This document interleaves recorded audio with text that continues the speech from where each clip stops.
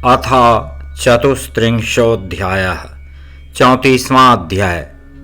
तुलसी से विदा लेकर शंखचूड का युद्ध के लिए ससैन्य पुष्पभद्रा नदी के तट पर पहुंचना।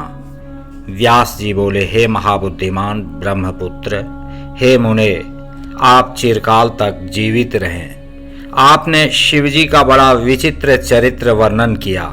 अब आप विस्तार पूर्वक बताइए कि शिवजी के दूत के चले जाने पर प्रतापी शंखचूड ने क्या किया। सनत कुमार बोले, शिवदूत के चले जाने पर प्रतापी शंखचूड ने भीतर जाकर तुलसी से उस बात को कहा। शंखचूड बोला, हे देवी, शिवदूत के मुख से युद्ध का संदेश प्राप्त होने के कारण मैं युद्ध के लिए तैयार होकर जा रहा हूं। अब तुम मेरे शासन का कार्य संभालना।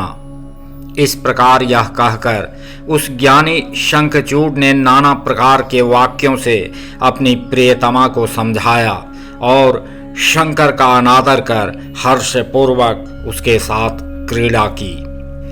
अनेक प्रकार की काम कलाओं तथा मधुर वचनों से परस्पर संलाप करते हुए वे पति पत्नी सुख सागर में निमग्न हो रात में क्रीड़ा करते रहे। ब्राह्म मुहूर्त में उठकर प्रातःकालीन कृत्य करके नित्य कर्म संपन्न कर उसने बहुत दान दिया। इसके बाद अपने पुत्र को सभी दानवों का राजा बनाकर सारी संपत्ति एवं राज्य पुत्र तथा भार्या को समर्पित कर उस राजा ने बारंबार रोती हुई तथा अनेक बातें कहकर युद्ध में जाने से मना करने वाली अपनी भार्या को आश्वस्त किया। उसके बाद उसने अपने वीर सेनापतियों को आदर पूर्वक बुलाकर उसे आज्ञा दी और स्वयं सन्नद्ध होकर संग्राम करने के लिए उद्यत हुआ। शंखचूड बोला, हे सेनापते, युद्ध करने में कुशल सभी वीर सभी प्रकार से सुसज्जित होकर युद्ध के लिए चलें। बलशाली कंकों की सेना जिसमें 86 महाबलवान दैत्य एवं दानव हैं, आयुधों से युक्त हो शीघ्र निर्भय होकर निकलें। असुरों के 50 कुल जिसमें करोड़ों महावीर हैं, वे भी देव पक्षपाती शंकर से युद्ध करने के लिए निकलें। धूम्र नामक दैत्यों के 100 कुल शिव से युद्ध करने के लिए मेरी आज्ञा से शीघ्र निकलें। इसी प्रकार काल के मौर्य दौरहृद तथा कालक तैयार होकर मेरी आज्ञा से रुद्र के साथ संग्राम के लिए निकलें। सनत कुमार बोले, हे व्यास, महाबली असुरराज दानवेंद्र शंखचूड इस प्रकार आज्ञा देकर सहस्रों सेनाओं को लेकर चल पड़ा।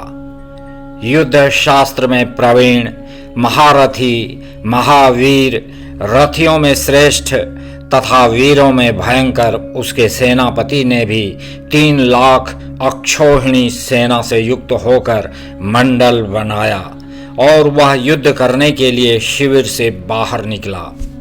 शंखचूड भी उत्तम रत्नों से बने हुए विमान पर चढ़कर गुरुजनों को आगे कर संग्राम के लिए चला। पुष्पभद्रा नदी के किनारे सिद्ध क्षेत्र में सिद्धों का आश्रम एवं श्रेष्ठ अक्षय वट है। वह सिद्धि प्रद सिद्ध क्षेत्र है। पुण्य क्षेत्र भारत में कपिल की तपोभूमि है। यह स्थान पश्चिम सागर के पूर्व तथा मलय पर्वत के पश्चिम में, श्री पर्वत के उत्तर भाग में तथा गंधमादन के दक्षिण में 5 योजन चौड़ा एवं 500 योजन लंबा है। भारत में शुद्ध स्फटिक के समान जल वाली, उत्तम पुण्य प्रदान करने वाली, जलपूर्ण तथा रम्य पुष्पभद्रा तथा सरस्वती नदी है, जो क्षार समुद्र की प्रिय भार्या है।